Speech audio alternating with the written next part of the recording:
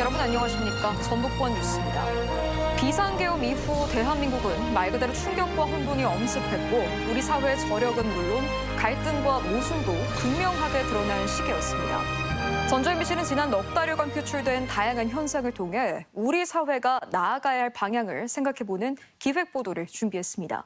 오늘은 그 첫 순서로 탄핵 정국 속에 찬반 입장이 맞서면서 논리적인 경쟁보단 혐오와 차별, 배척이 난무했지만 그럼에도 소통과 연대가 공동체의 중심에 있었던 모습을 돌아봤습니다.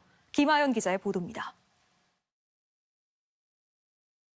포털 뉴스창에 달린 댓글들입니다.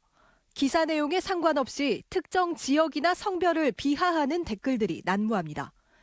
주로 온라인에 둥지를 틀었던 차별과 혐오는 계엄 이후 내란을 옹호한 극우 세력을 중심으로 현실 세계에 그 모습을 적나라하게 드러냈습니다.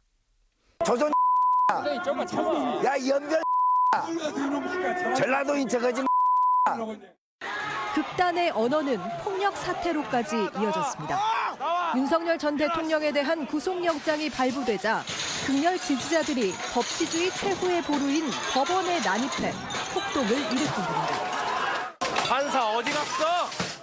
취재진도 일반 시민도 공격 대상이 됐습니다.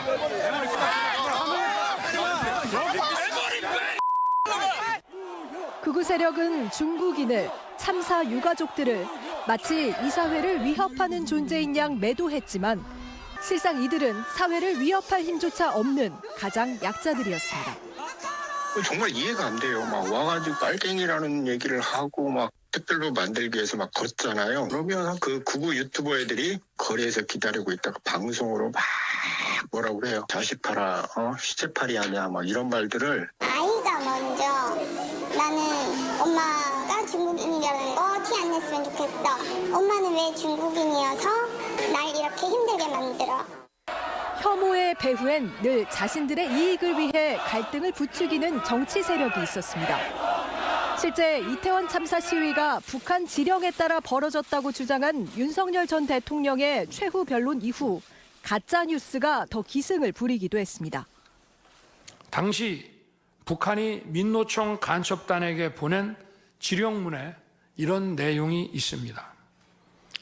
이번 특대형 참사를 계기로 혐오와 가짜 뉴스의 확산을 막기 위한 사회 전체적인 노력이 필요한 때입니다. 혐오라는 건 자연 발생적으로 만들어진 것이 아닙니다. 누군가가 의도적으로 만들었고 그걸 집단 심리를 이용해서 확대 재생산시키고 있는 세력이 있다는 점에 주목을 해야 합니다. 우리 사회의 갈등이 극대화했던 4개월. 그러나 그 기간 동안 이어진 평화 시위, 따뜻한 연대, 그리고 계엄의 위험성을 조목조목 천명한 헌법재판소의 8대0 판결은 역설적이게도 혐오와 배척을 넘어 앞으로 나아갈 공동체의 힘을 확인한 계기이기도 했습니다. MBC 뉴스 김하연입니다.